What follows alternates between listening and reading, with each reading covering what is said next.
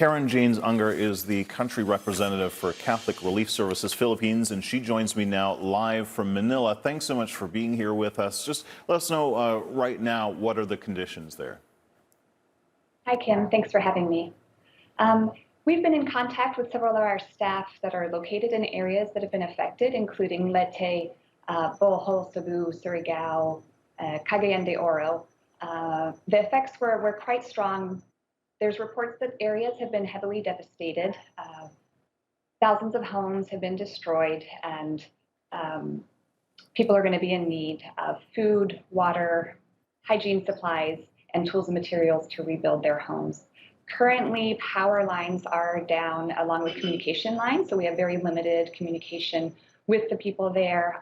We just heard that they're okay, and a lot of the flooding has receded, although it was the river in Cagayan de Oro flooded during the night, and several villages were flooded, but it has started to recede. We're just seeing some pictures of dramatic rescues with those the seas still heavy, flood waters chest high in some places, power out, and for many communications spotty in many areas. So how hard is it to reach those in need? Mm-hmm. Well, it is hard, but the local government units were prepared over the past few days, and what you're seeing is the search and rescue vehicles. Each local government unit has a disaster risk reduction and emergency preparedness responding unit, so they have the supplies. There are emergency shelter tents set up in different distribution areas. What will happen next is people will, the local government and NGOs such as Catholic Relief Services and local partners on the ground will do rapid needs assessments to find out who has been affected, how are they affected, and what are their immediate needs, and begin to respond to them.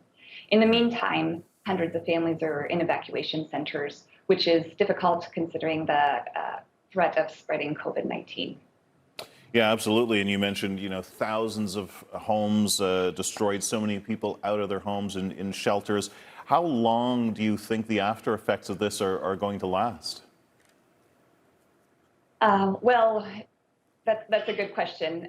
Immediate needs will be started to be given out the next day or two, and usually it's emergency response for 3 months, 3 to 6 months, and there'll be an emergency shelters in tents in that period of time, and then the next phase is transitional shelter, which can last up to 2 years.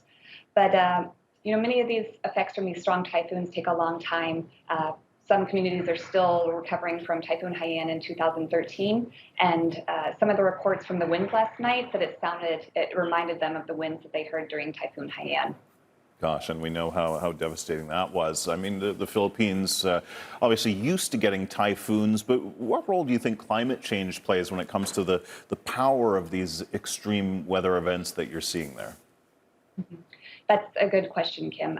Philippines is one of the most disaster-prone countries in the world, but we are seeing that the effects of climate change are making the storm season, the typhoon season, stronger and more dramatic. It's affecting the sea levels, the storm surges, and it's going to continue to affect islands throughout the Pacific, including the Philippines. And we are starting to look towards climate resiliency and adaptation, and working with the big cities in the Philippines here on preparing for climate change and adaptation, so that we can both minimize the effects of climate change, but also be prepared for things that we can't stop.